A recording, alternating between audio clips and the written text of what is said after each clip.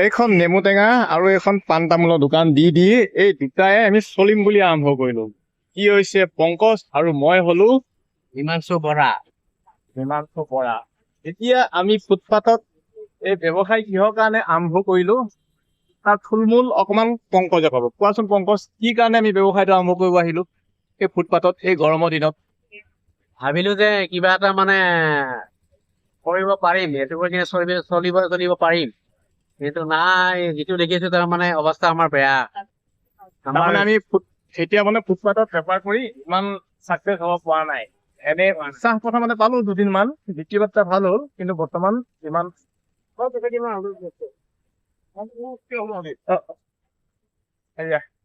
খাই গ'ল, পিছত পইচা দিলো। কিবা নেমু টেঙা মখা কিনি আনিলো। ইপিনে বৰফ আইচ কণ্টেইনাৰ কেইটামান নেমু সেইপিনে আছে। আৰু এতিয়া আপোনাৰ বাজিল 12টা, আৰু আমাৰ দোকানখন দিছো আপোনাৰ উলুবাৰী DGP অফিচৰ ওচৰত। কিন্তু এতিয়ালৈকে 100 মান টকা মই নেমু বিকিছো, নেমু পানী। আৰু আজি ৰাতিপুৱা মোটামুটি বস্তু কিনোতে খৰচা হ'ল 500-600 মান টকা। আমি এসপ্তাহমান হ'ল ব্লগ বনাম বুলি ভাবিছিলো, কিন্তু আজিৰ পৰাই আৰম্ভ কৰিছো। ক'ত কি কৰিছিলো শৰ্ট আছে, সেইখিনি আপোনালোকক ভিডিঅ'ত দেখাম, চাই থাকক। তুমি তো চাকৰি কৰি আছিলা, এটা ফুটপাথত দোকান দিবা কিয় মন গ'ল? মানে মন নোযোৱা হ'ল, ইমান আৰু প্ৰাইভেট চাপ হ'ল। মন নোযোৱা কাৰণে ভাবিলো যে নিশ্চয় বহুতে মানে পাণ দোকান দি কিনে চলি আছে, মই ভাবিলো যে মই নিশ্চয় চলিব পাৰিম। যিটো দেখিছো তাৰমানে বেছি বাৰ্তা একদম নায়েই, আৰু মানুহ বিলাকৰ চাপৰ্টো পোৱা নাই। চাপৰ্টটো পালে মানুহৰ ভাল লাগিব দিয়কচোন। চাওঁ কি হয় আগলৈকে, চেষ্টা কৰি যাম বাৰু। পাৰিলেতো কৰিয়ে থাকিম, নোৱাৰিলে আৰু এৰি দিম, উপায় নাই। এতিয়া মোৰ কথাটো শুনক। পংকজ মোৰ বন্ধু, সি ক'লে যে সি চাকৰিটো এৰিছে, কিন্তু উলুবাৰী যিডোখৰ জেগাত আমি দোকান দি আছো বহুত পুৰণা ফুটপাথত, তাত পাণ দোকান দিম, আৰু তই গৰমৰ দিনত নেমু টেঙা দোকান দিবি, ভাল চলিব। মই যিহেতুকে ফ্ৰী লঞ্চাৰ ভাবিলো ঠিক আছে আৰম্ভ কৰো। সেইমতে দুয়ো আৰম্ভ কৰিলো। প্ৰথম 3 দিন আমি ভাল ৰেছপন্স পালো। এতিয়া বৰ্তমান আমি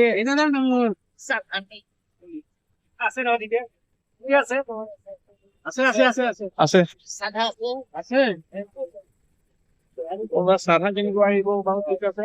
আমি ৰাস্তাত সুধি গৈছে দেই, 2জনমান ভাল কাষ্টমাৰ আছে।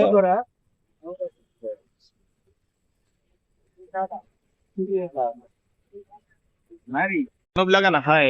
ইপিনে এইটো আপোনাৰ DGP অফিচ, এই দুজন যে আছে পুলিচ দাদা, খালে কিন্তু দেই।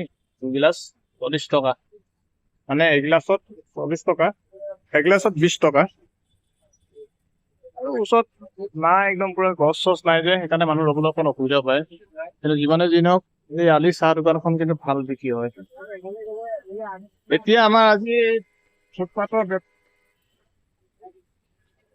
ফুটপাথৰ বেপাৰীখিনি এটা বহুত ডাঙৰ সমস্যা এটা আহিছে। কি সমস্যা আহিছে এতিয়া পংকজে ক'ব। সমস্যা হৈছে আপোনাৰ VS road, RG Baruah road, এইবিলাকৰ চব চাফাই কাম চলি আছে। সেইকাৰণে আমাৰ দোকান আছিলে ন, চব উঠাই দিছে। খালি আমাৰ আপোনাৰ DGP অফিচৰ ৰোডটোত আছে, বাকী সেনেকুৱা ভিতৰত আছে, আৰু বাকীখিনি গম পোৱা নাই এতিয়ালৈকে, বা যোৱাও নাই। মানে আমাৰ এতিয়া কিমান দিন দোকান থাকে সেইটো আমি একো ক'ব পৰা নাই। যা হওক, যিমান দিন থাকে চলে। ইপিনে দেখিছে অপজিটত এই বিহাৰী ভাই, দুই বিহাৰী ভাইয়ে কি কৰি আছে জানে? এয়া নাৰিকল বেচি আছে। ই প্ৰথমতে নেমু ৰাখিছিলে, কিন্তু পিছত নেমু ৰখা বন্ধ কৰিলে। ইপিনে আনাৰস, আমিও ভাবিছিলো ৰাখিম বুলি, কিন্তু চাওঁ কি হয়। DGP অফিচ থকাৰ কাৰণে মানে ফুটপাথত গাড়ী ৰখিব নিদিয়ে, সেইটো এটা সমস্যা। সেইটো সমস্যা নহয়, উপায় নাই আৰু। খাই পিনে এইটো চাৰ্কুল অফিচটো আছেই, চাৰ্কুল অফিচটো উঠি যাব কেইদিনমান পিছত, তেতিয়া কি হয় নাজানো আৰু। বাৰু চাধাই খাওঁ, কাষ্টমাৰ নাই যেতিয়া আৰু চাধা জিন্দাবাদ। 10 টকাই পাব। 10 টকাই পাম। আঙৰ কেনেকে কেজি?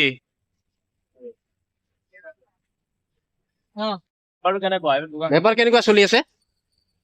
বেপাৰ মানে চোৱা, 2 দিন খোলা নাই, আৰম্ভণিৰ পৰাতো ব্লগ দিয়া নাই, আজিৰ পৰা ব্লগ বনাম বুলি ভাবিছো।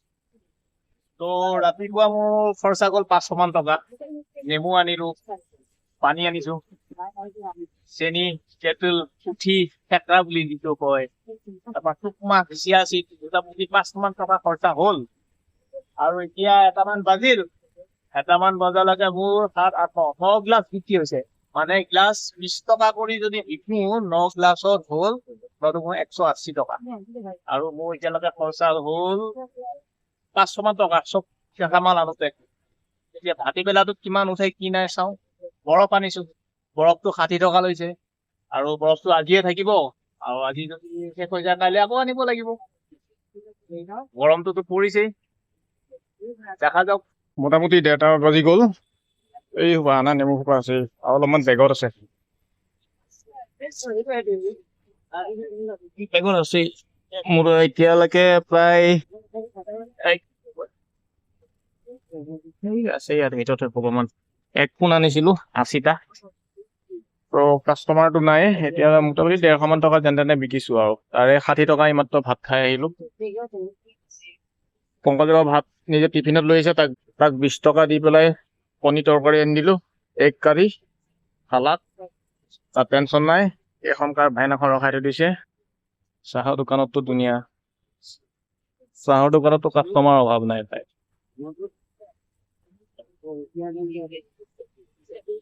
চব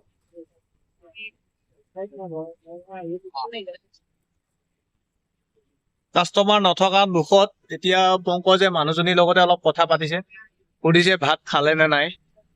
বেচাৰে কি কৰিব আৰু, নাখালেও খাইছো বুলি কৈ থৈ দিব। নেমু বিক্ৰী যাওক নাযাওক, ডাব কিন্তু মানুহে খাইছে দেই, চাই লওক। ভাবিছিলো আজি নেমু চৰবতৰ বিক্ৰীটো ভাল হ'ব, কিন্তু এতিয়ালৈকেতো বিশেষ বিক্ৰী হোৱা নাই বাৰু। আৰু এতিয়া বতৰটো সেমেকি আহিছে, ডাৱৰীয়া হৈ আহিছে। ভাবিছো লাহে লাহে দোকানখন বন্ধ কৰিম আৰু। কিমান বিক্ৰী হ'ল কি নাই সেইটো আপোনালোকক ভিডিঅ' শেষত ক'ম। আৰু দোকান বন্ধ কৰি মোৰ বেলেগ এটা কাম আছে, সেই কামটো কৰিবলৈ যাম। তাৰমানে বেচা বিক্ৰী কিমান হৈছে সেইটো আমাৰ কাৰণে গুৰুত্বপূৰ্ণ নহয়, যে অসমীয়াই চব কৰিব পাৰে। এতিয়া নতুনকে যিহেতুকে আৰম্ভ কৰিছো, দুদিনমান কষ্টটো হ'বই। অভিজ্ঞতা নাই, মানুহে চিনি নাপায়, কিছুমানে আফচোচ কৰে আমাৰ পৰা খাবলৈ। গতিকে চেষ্টা কৰি থাকিম। অকল নেমুটো হ'ল ছিজনেবল হয়, আৰু এইটো সদায় খোৱা বস্তু নহয়, বা প্ৰত্যেকজন গ্ৰাহকে সদায় যে খাব। আৰু আমি যিডোখৰ জেগাত দিছো এই ৰাস্তাটোত যথেষ্ট ভিৰ নাই, ভিৰ আছে কিন্তু চাইডত ৰখিব নিদিয়ে, মই আগতে কৈছোৱেই। তো তেনেকে লাহে লাহে চাওঁ, ষ্টাৰ্ট কৰো। আৰু আপোনালোকে ইনস্পিৰেশ্যন দি যাব যে আমি অসমীয়াই যিকোনো কাম কৰিব পাৰো। বহুতে হাঁহে আমাক, ইটো কৰিব নোৱাৰো সিটো কৰিব নোৱাৰো, আমি চব কৰিব পাৰো, খালি লাজ নকৰিলেই হ'ল। আৰু আপোনালোকে কিবা দিহা পৰামৰ্শ থাকিলে দিব। আজি দোকানখন সামৰিম, আৰু মই বেলেগ এটা কামত যাম, ক'ত যাম সেইটো আপোনালোকক দেখুৱাম। আৰু ৰেগুলাৰ ভিডিঅ' ব্লগছ দি থাকিম, মই আৰু পংকজেও আজি ইমান বিক্ৰী বাৰ্তা ভাল নহয়, তথাপি সি হতাশ হোৱা নাই যিহেতুকে। গতিকে এতিয়া আমাৰ নেমু পানীৰ দোকানখন সামৰিব লৈছে। বৰ বিশেষ এটা আমাৰ মানে কাষ্টমাৰ নাই আজি, উপায়তো নাই। আজি নাই, মোটামুটি 300 মান টকা বেচিলো, অথনি কৈছোৱেই। এতিয়া সামৰিম আৰু সামৰি মই বেলেগ কাম আছে তাত যাম, তাত মই দেখামগৈ অলপ সময়। এতিয়া সামৰি বস্তু বাহানি ক'ত থৈ যাওঁ সেইখিনি নেক্সট ভিডিঅ'ত দেখুৱাম। আৰু আমাৰ পংকজে ভিডিঅ' কৰি আছে হা, ই ভিডিঅ' কৰিব নাজানে। এই ভিডিঅ'টো প্ৰথম অৱস্থাত আপোনালোকে দেখিব, কেতিয়াবা মুখ নোলায়, কেতিয়াবা হেৰি নোলায়। অৱশ্যে প্ৰথম নতুনটো দেখিব, আপোনালোকে সহযোগ কৰি যাব। বাকী লাহে লাহে দেখাই থাকিম ল'ৰা মানুহৰ জীৱন, কেনেকে ৰাস্তাত ব্যৱসায় কৰো। ল'ৰা মানে বিয়া পাতাই দিয়কচোন।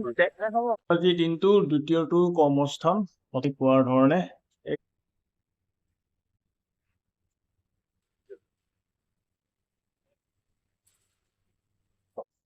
11টা বাজিল আৰু এতিয়া কাম সামৰিব লাগে। 11টা মানে কি ঠিক আছে, সামৰো। আকৌ কাইলৈ লগ পাম নেমু পানীৰ পৰা, নে কি? ৰাতিপুৱা নেমু পানী আৰু গধূলা বোৱাৰী।